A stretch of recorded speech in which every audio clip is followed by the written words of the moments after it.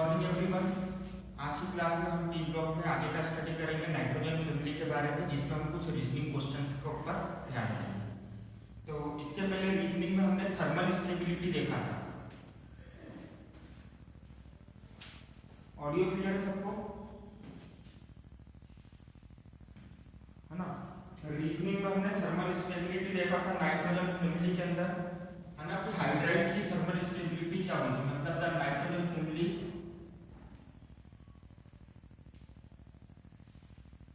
Hydrides के साथ react करेगी। हाइड्राइड मतलब हाइड्राइड बनाएगी, मतलब किसके साथ में रिएक्ट करेगी? हाइड्रोजन के साथ में। मतलब क्या बनाएगी? NH3 PH3 ASH3 SBH3 और BiH3। तो हीट करने में सबसे बाद में सबसे स्ट्रॉन्ग बॉन्ड किसका होगा? हीट के अगेंस्ट सबसे स्ट्रॉन्ग बॉन्ड किसका होगा? थर्मल स्टेबिलिटी सबसे ज्यादा किसकी होगी? थर्मल स्टेबिलिटी का वेरिएशन क्या देखा था हमने?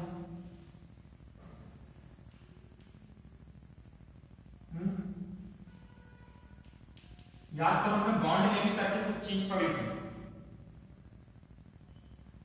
याद आया?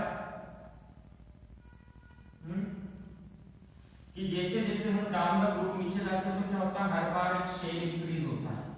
हर बार एक शेल इंक्रीज होता है तो क्या होगा? जो भी एलिमेंट बॉन्ड बनाएगा, जैसे यहाँ पर हाइड्रोजन बॉन्ड बना रहा है तो हाइड्रोजन का न्यूक्लियस, और ये देखो किसके केस में न्यूक्लियस, दो न्यूक्लियस के बीच की डिस्टेंस ज्यादा होगी। जैसे जैसे हम नीचे जा रहे हैं दो न्यूक्लियस के बीच की डिस्टेंस इंक्रीज हो रही है कि डिक्रीज हो रही है? इंक्रीज हो रही है। देखो दोनों न्यूक्लियस के बीच की डिस्टेंस क्या हो रही है? इंक्रीज हो रही है, मतलब बॉन्ड लेंथ क्या होगी? इंक्रीज होगी। तो जैसे जैसे आप नीचे जाओगे बॉन्ड लेंथ इंक्रीज होगी। अब बॉन्ड लेंथ इंक्रीज होगी तो बॉन्ड स्ट्रॉन्ग बनता है कि वीक बनता है?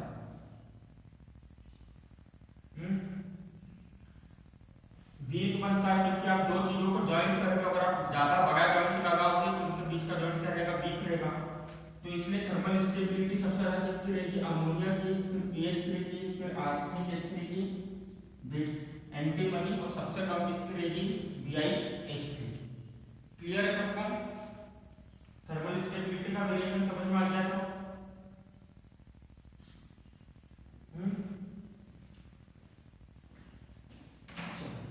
अब इसके बाद मैंने कुछ रीजनिंग क्वेश्चन लिखे जो पहले के एग्जाम्स में आ चुके हैं ना, तो हम रीजनिंग क्वेश्चंस को थोड़ा सा डिस्कस करेंगे। तो देखो सबसे पहला रीजनिंग क्वेश्चन हम बात करेंगे इसकी reducing characteristics of hydride. Reducing characteristics of hydride.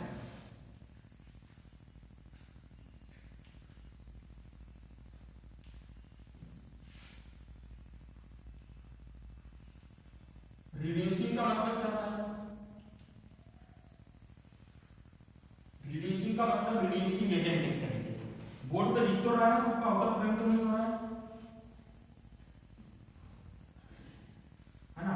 देखो रिड्यूसिंग कैरेक्टरिस्टिक्स ऑफ हाइड्राइड्स मतलब उसकी कैसा रिड्यूसिंग एजेंट कैसा होगा। अब रिड्यूसिंग एजेंट क्या करवाता था? याद करो, रिड्यूसिंग एजेंट सामने वाले का रिडक्शन कराता था और खुद का ऑक्सीडेशन कराता था, है ना? सेल्फ ऑक्सीडेशन, और सामने वाले का क्या कराता था? रिडक्शन। अब आप लोगों को इतना तो याद होगा ऑक्सीडेशन का मतलब क्या होता है? खुद का ऑक्सीडेशन कराएगा और दूसरे का क्या कराएगा? रिडक्शन। तो ऑक्सीडेशन का मतलब क्या होता था? इलेक्ट्रॉन को लूज करना, है ना? तो रिड्यूसिंग कैरेक्टरिस्टिक हम किसके बेसिस पर देखेंगे कि कौन कितनी आसानी से इलेक्ट्रॉन को लूज कर देगा। तो बताओ उस किसके केस में इलेक्ट्रॉन सबसे आसानी से निकल जाएगा बाहर?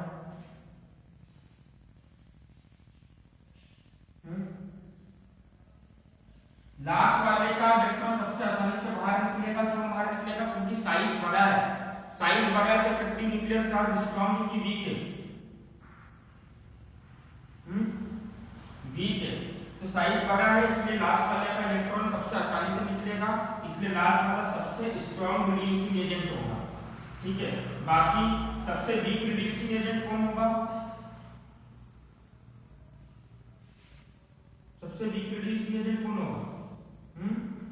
अमोनिया होगा। क्लियर है सबको? लिख लो उसको।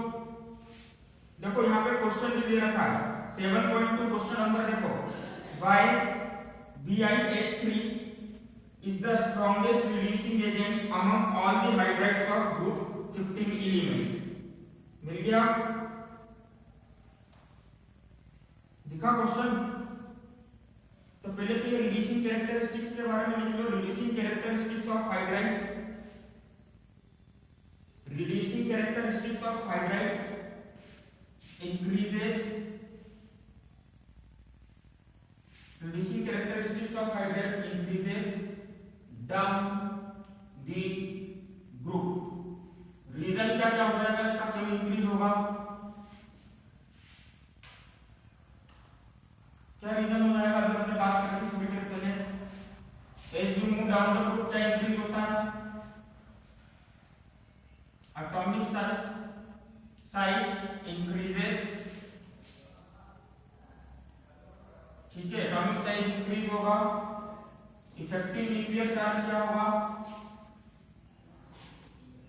Z effective decreases, tendency to lose electron क्या हो जाएगी?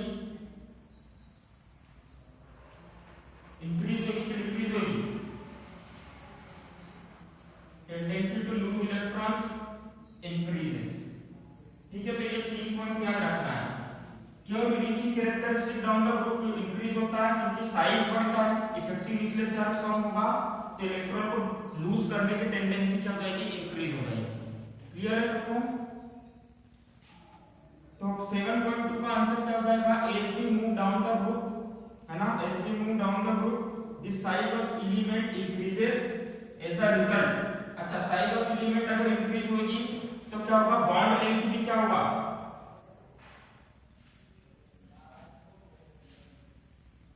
बॉन्ड लेंथ क्या होगी? बॉन्ड लेंथ इंक्रीज होगी।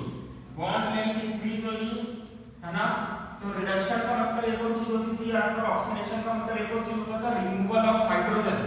तो जिसके लिए बॉन्ड लेंथ ज्यादा होगी उसके पास से हाइड्रोजन काफी आसानी से निकल जाएगा। अपन अगर हाइड्राइड्स की बात करें तो जिसके लिए बॉन्ड लेंथ ज्यादा होगी काफी आसानी से क्या बाहर निकल जाएगा? काफी आसानी से बाहर क्या निकल जाएगा? अच्छी चीज बताओ, अमोनिया और हाइड्रोजन के केस में बॉन्ड लेंथ कम है ना। रिड्यूसिंग कैरेक्टरिस्टिक को आप ऐसा भी समझ सकते हो कि जितनी आसानी से अपना हाइड्रोजन छोड़ देगा, क्योंकि रिड्यूसिंग कैरेक्टरिस्टिक का मतलब ऑक्सीडेशन, ऑक्सीडेशन मतलब रिमूवल ऑफ हाइड्रोजन एक तरीके से। तो कौन हाइड्रोजन ज्यादा आसानी से छोड़ेगा? जिसकी बॉन्ड लेंथ ज्यादा होगी कि जिसकी बॉन्ड लेंथ कम होगी?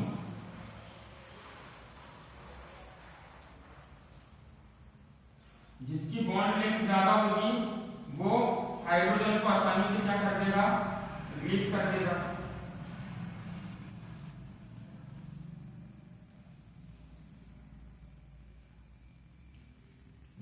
सबसे ज्यादा बॉन्ड लेंथ किसके केस में मिलेगी? BiH3 के केस में। तो बॉन्ड लेंथ ज्यादा होने की वजह से हाइट, हाँ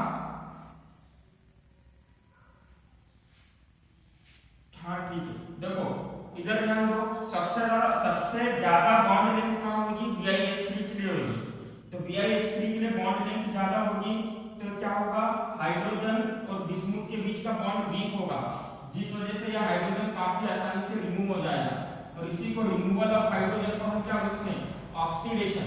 और जो भी एलिमेंट ऑक्सीडेशन शो करता है उसको हम रिड्यूसिंग एजेंट बोलते हैं, मतलब रिड्यूसिंग कैरेक्टरिस्टिक। समझ में आ गया रिड्यूसिंग कैरेक्टरिस्टिक सबको?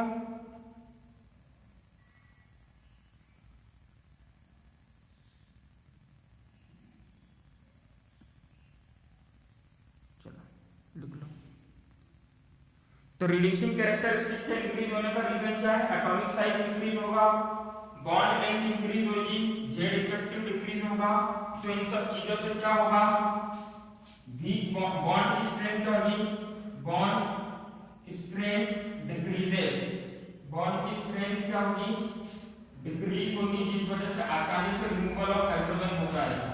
अब रिमूवल ऑफ हाइड्रोजन आसानी से हो जाएगा, मतलब रिड्यूसिंग एजेंट, तो जिसके पास हाइड्रोजन जितनी आसानी से निकलेगा वो उतना अच्छा reducing agent.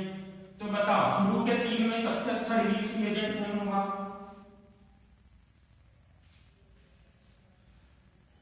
Strongest reducing agent among this three, nitrogen का कंपाउंड अमोनिया, फॉस्फेन और आर्सेनिक हाइड्राइड, कौन होगा सबसे अच्छा रिड्यूसिंग एजेंट?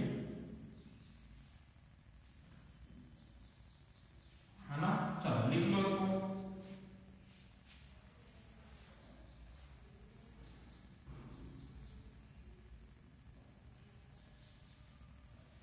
नेक्स्ट क्वेश्चन है आपका बेसिक कैरेक्टरिस्टिक।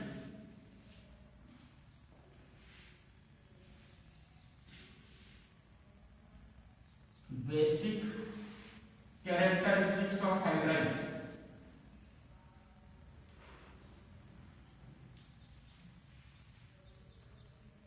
ये जो हाइड्राइड्स होते हैं इनका बेसिक कैरेक्टरिस्टिक कैसा होता है, कौन स्ट्रॉन्ग बेस होगा, कौन वीक बेस होगा, ये हमको बताना है।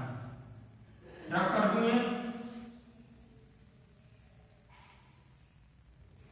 ये लिख लिया है सबने, रफ कर दूं।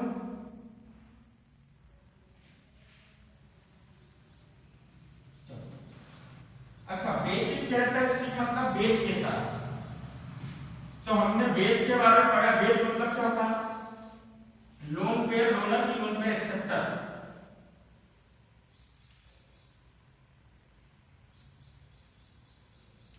पढ़ा था ना कोऑर्डिनेशन केमिस्ट्री में, लोन पेयर डोनर को क्या बोलेंगे? Base. Lewis acid Lewis base के कांसेप्ट के साथ। अब देखो नाइट्रोजन फैमिली की अगर मैं बात करूं तो हर किसी के पास क्या होता है? एक लोन पेयर होता है, क्योंकि लास्ट चेन में 5 इलेक्ट्रॉन आते हैं और 3 बॉन्ड बना रहे हैं, मतलब हर किसी के पास में क्या है? Lone pair. जैसे पीएच3 के पास भी लोन पेयर होगा,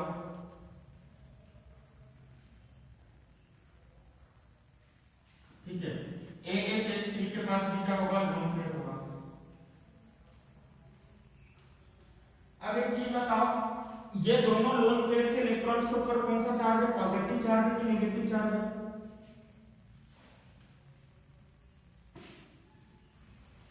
इस इलेक्ट्रॉन के ऊपर और इस इलेक्ट्रॉन के ऊपर कौन सा चार्ज होगा? दोनों के ऊपर नेगेटिव चार्ज होगा कि एक के ऊपर पॉजिटिव एक के ऊपर नेगेटिव चार्ज होगा?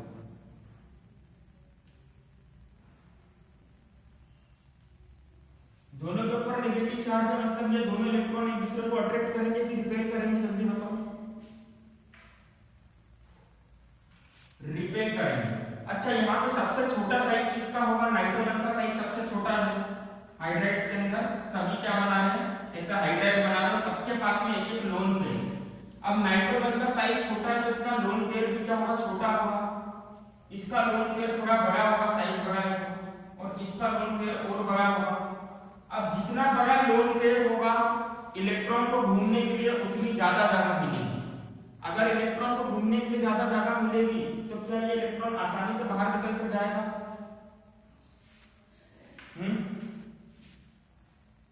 देखो यहाँ पर हम एक चीज पढ़ेंगे, इलेक्ट्रॉन डेंसिटी। एक चीज समझिए, यहाँ पर हम एक चीज पढ़ेंगे अभी, इलेक्ट्रॉन डेंसिटी। इलेक्ट्रॉन डेंसिटी, देखो डेंसिटी मतलब क्या होता है सबको पता है, जैसे आप करंट डेंसिटी पढ़ते हो या इलेक्ट्रॉन डेंसिटी आपने फिजिक्स में पढ़ी होगी कि पर्टिकुलर एरिया में पर्टिकुलर एक वॉल्यूम, 1 मीटर क्यूब के वॉल्यूम में कितने इलेक्ट्रॉन। वैसे हम यहाँ पर इलेक्ट्रॉन डेंसिटी की बात करें तो इस एक लोन पेयर वाले ऑर्बिटल में कितने इलेक्ट्रॉन हैं? 2। पर इस लोन पेयर का साइज कैसा है? छोटा है। जैसे जैसे हम नीचे जाते जा रहे हैं साइज बढ़ता जा रहा है, तो इलेक्ट्रॉन डेंसिटी इंक्रीज होगी कि डिक्रीज होगी? इलेक्ट्रॉन डेंसिटी क्या होगा?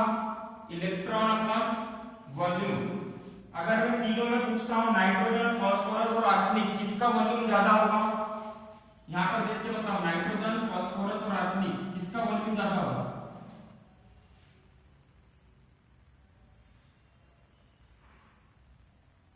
आर्सेनिक का। और पूरी नाइट्रोजन फैमिली में सबसे ज्यादा वॉल्यूम किसका होगा? बिस्मुथ का। अब जिसका वॉल्यूम ज्यादा होगा उसकी इलेक्ट्रॉन डेंसिटी ज्यादा होगी कि कम होगी? जिसका वॉल्यूम ज्यादा होगा उसकी इलेक्ट्रॉन डेंसिटी कम होगी कि ज्यादा होगी? डेंसिटी वॉल्यूम के कैसे प्रोपोर्शनल है? मेरी बात सुनो, डेंसिटी वॉल्यूम के कैसे प्रोपोर्शनल है, इनवर्सली है। तो मैं बोल रहा हूं अगर वॉल्यूम को इंक्रीज करोगे तो इलेक्ट्रॉन डेंसिटी क्या होगी, डिक्रीज होगी ना। एक चीज बताओ, नाइट्रोजन के लिए अगर वॉल्यूम 1 है और आर्सेनिक के लिए वॉल्यूम 2 है तो इलेक्ट्रॉन डेंसिटी क्या हो जाएगा, E और 0.5 E। तो जैसे जैसे आप वॉल्यूम बढ़ाओगे इलेक्ट्रॉन डेंसिटी क्या होगी,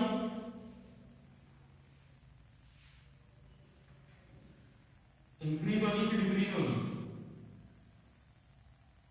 डिक्रीज होगी। तो लिख लो पहले तो एक पॉइंट लिख लो कॉपी में, electron density decreases with the increase in atomic size. जैसे जैसे एटॉमिक साइज इंक्रीज होता है इलेक्ट्रॉन डेंसिटी क्या होगी, डिक्रीज होगी।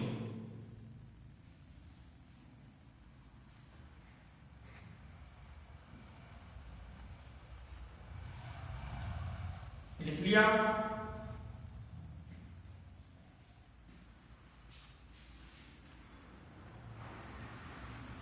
लिख लिया सबने। Electron density decreases with the increase in atomic size.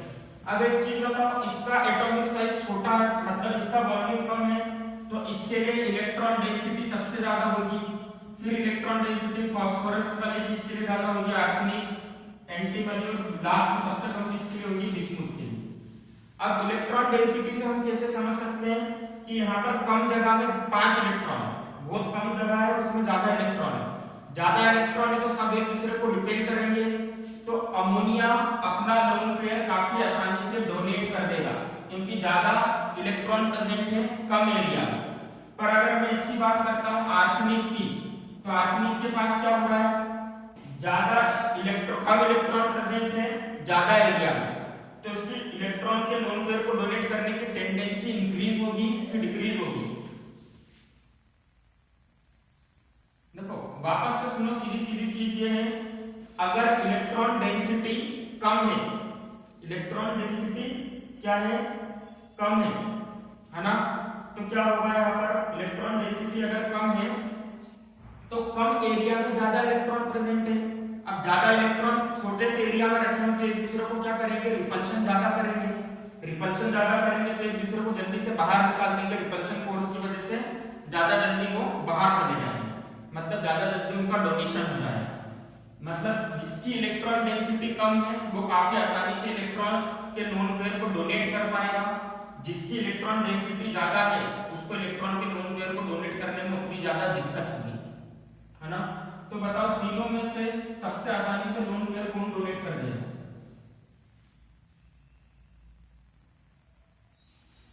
सबसे आसानी से लोन पेयर कौन डोनेट कर देगा, अमोनिया, क्योंकि उसका साइज छोटा है, वॉल्यूम कम है तो इलेक्ट्रॉन डेंसिटी ज्यादा है।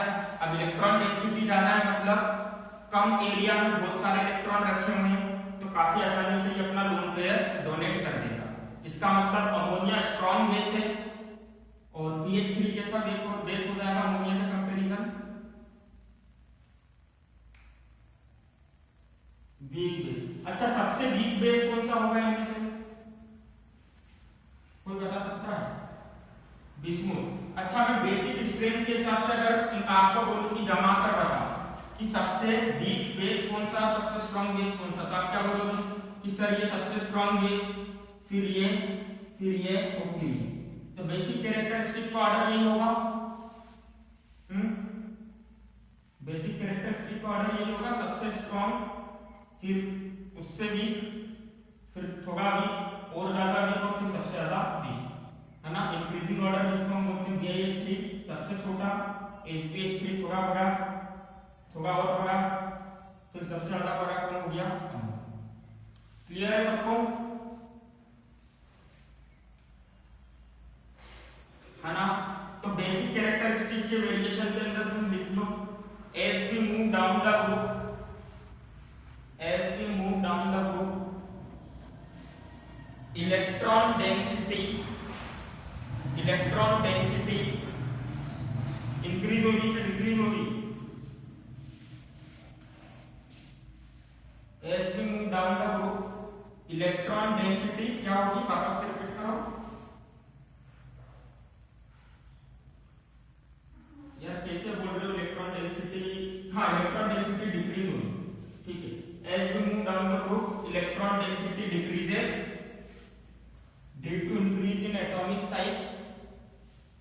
Due to increase in atomic size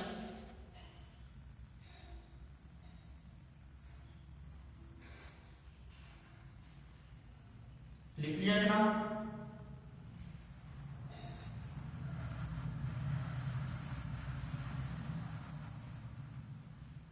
लिख लिया। As a result, tendency to donate lone pair decreases. Electron density क्या हो जाएगी? डिक्रीज हो जाएगी। मतलब बहुत सारी जगह पे बहुत कम इलेक्ट्रॉन रखें तो इलेक्ट्रॉन्स के बीच में रिपल्शन कम हो जाएगा। रिपल्शन कम हो जाएगा तो उनके डोनेट होने की टेंडेंसी कम हो जाएगी।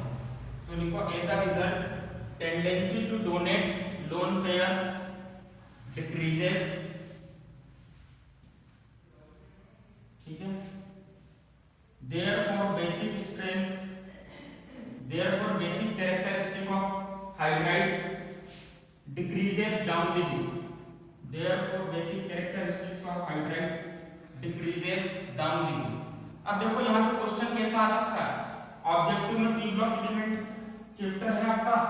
ऑब्जेक्टिव में डायरेक्टली आपसे क्वेश्चन पूछ लिया which one of the following is the strongest base, है ना।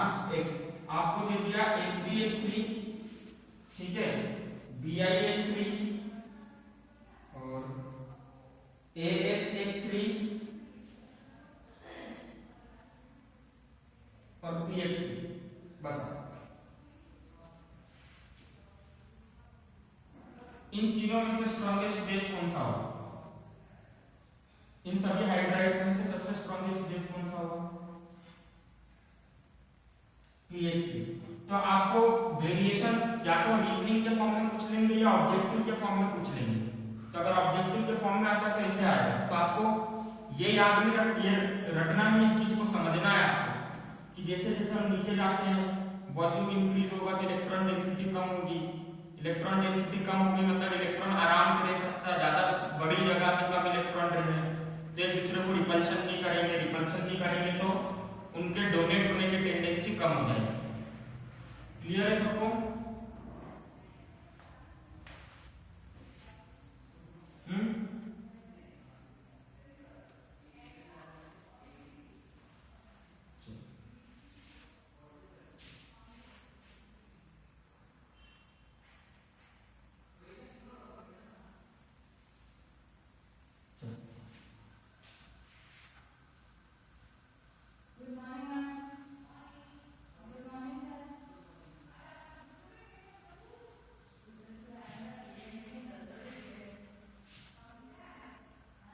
चलो तो अब हमारा देखो यहाँ पर ये हो गया है। एक लास्ट क्वेश्चन लिख लो। ये तो बता दिया ना मैंने why BiH3 is the strongest reducing agent among all.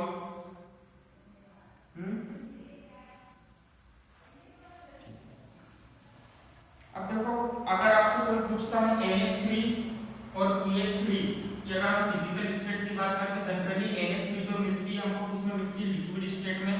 और PH3 जो मिलती है वो लिक्विड स्टेट में नहीं मिलती, वो गैसियस स्टेट में मिलती है। तो इसका रीजन क्या है?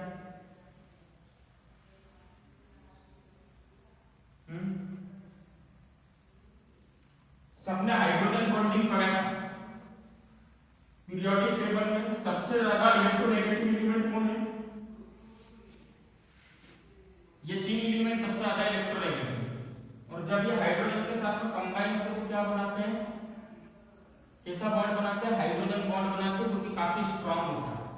जिस वजह से क्या होगा? NH3 जनरली लिक्विड स्टेट में पाया जाता है और PH3 कौन सी स्टेट में पाया जाता है? कौन सी स्टेट में पाया जाता है? गैसियस स्टेट में। क्लियर है सबको? तो अगर कोई आपसे पूछता है why NH3 is liquid, why PH3 is a gas, तो आपको रीजन में क्या लिखना है? Nitrogen is one of the most electronegative element in periodic table. It reacts with hydrogen and form hydrogen bond which is strong in nature. Therefore it is in liquid state and PH3 is in which state? कौन सी state में होगा?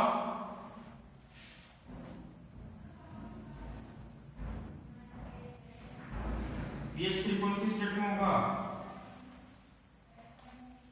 Gaseous state, है ना। चलो एक question look है ना, bye bond angle of NH3 is, ठीक है, ये क्वेश्चन है, NH3 is less than NH4, ठीक है। एक चीज बताओ, NH3 के केस में क्या होता है, अमोनिया के केस में होता है लोन पेयर।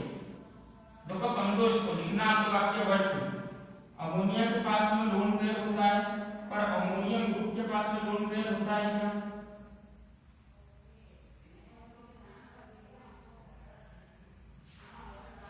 क्यों? अमोनियम के पास में लोन पेयर होगा क्या? नहीं होगा। और हमने वैलेंस बॉन्ड थ्योरी से पढ़ के आए हैं, वैलेंस बॉन्ड थ्योरी में हमने ये पढ़ा था, sorry valence electron pair repulsion theory में, कि ऑर्डर ऑफ रिपल्शन क्या होता है, लोन पेयर का रिपल्शन सबसे ज्यादा, फिर लोन पेयर और बॉन्ड पेयर का रिपल्शन, और फिर बॉन्ड पेयर। तो बताओ किसके केस में रिपल्शन ज्यादा मिलेगा? बॉन्ड को, ये जो बॉन्ड से उनके रिपल्शन किसके केस में ज्यादा लगेगा, अमोनिया के केस में कि अमोनियम के केस में?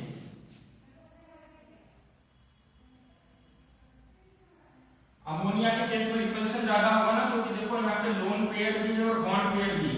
तो यहाँ पे लोन पेयर की वजह से ये बॉन्ड जो होता है, ये वाला हाइड्रोजन, कॉर्नर वाला हाइड्रोजन ज्यादा अंदर की तरफ दब जाते हैं, जिस वजह से क्या होता है, इनके बीच का बॉन्ड एंगल क्या हो जाता है, डिक्रीज हो जाता है। जबकि यहाँ पे कोई लोन पेयर नहीं है, अब यहाँ पे कोई लोन पेयर नहीं है, सिर्फ बॉन्ड पेयर एक दूसरे को रिपल्शन कर रहे हैं, तो रिपल्शन क्या होगा, कम होगा, जिस वजह से एंगल क्या होगा, ज्यादा होगा। क्लियर है सबको? समझ में आ गया reason?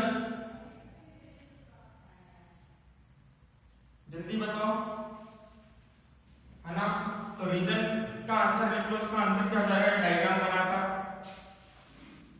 NH3 has a lone pair while NH4 plus does not have a lone pair, and the order of repulsion is,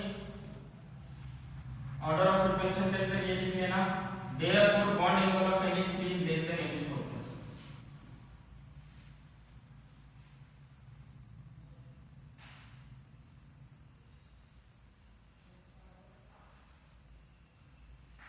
अब ऐसे में कुछ रीजनिंग आपको दूंगा होमवर्क में, जैसे मैं रीजनिंग दे सकता हूं यहाँ पे, why ammonia is more basic than pH3, तो आपको लिखते आना चाहिए अमोनिया मोर बेसिक है pH3 से, क्योंकि अमोनिया की इलेक्ट्रॉन डेंसिटी क्या होती है, कम होती है, और pH3 की इलेक्ट्रॉन डेंसिटी ज्यादा होती है।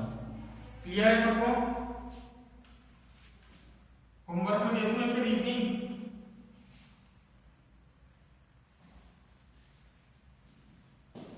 है ना, लिखो उसको।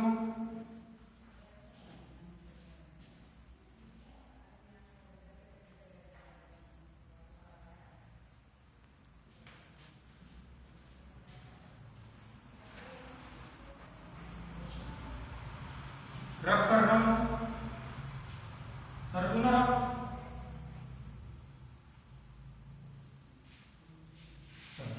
अब देखो नेक्स्ट आर्टिकल है आपका, थोड़ा देखते हुए चलते हैं, बुक से थोड़ा फास्टली कवर करते चलते हैं, है ना?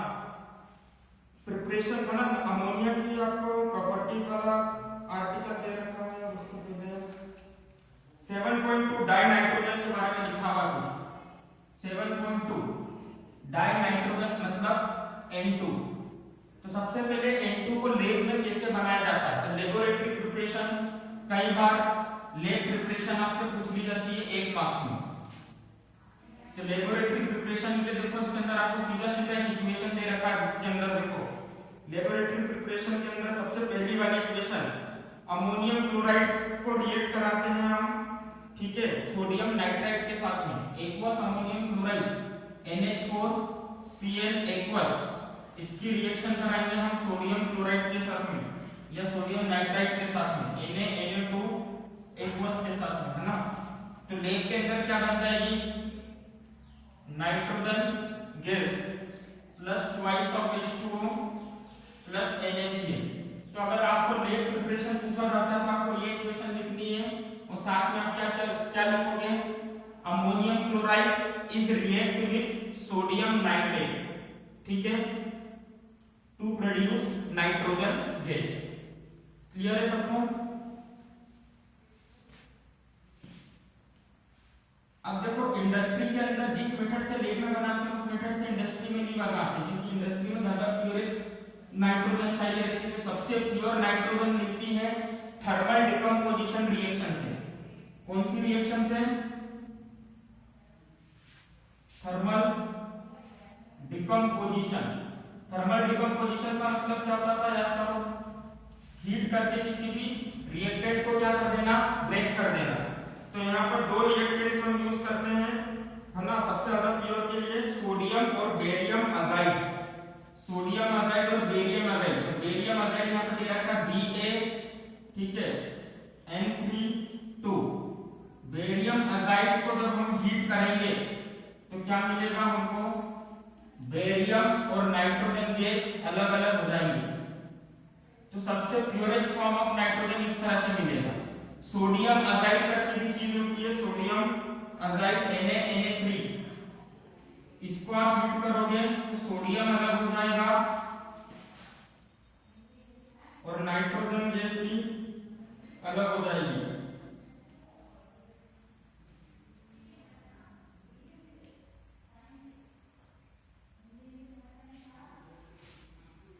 तो आपसे कई बार एग्जाम में डायरेक्टली ऐसा नहीं पूछता, आपसे डायरेक्टली एग्जाम में वो कैसा पूछते हैं कि वो रिएक्शन बताओ या वो मेथड बताओ जिससे आप प्योरेस्ट फॉर्म में नाइट्रोजन गैस ऑब्टेन करते हो। तो कौन सी मेथड हो जाएगी प्योरेस्ट फॉर्म में नाइट्रोजन गैस ऑब्टेन करने वाली?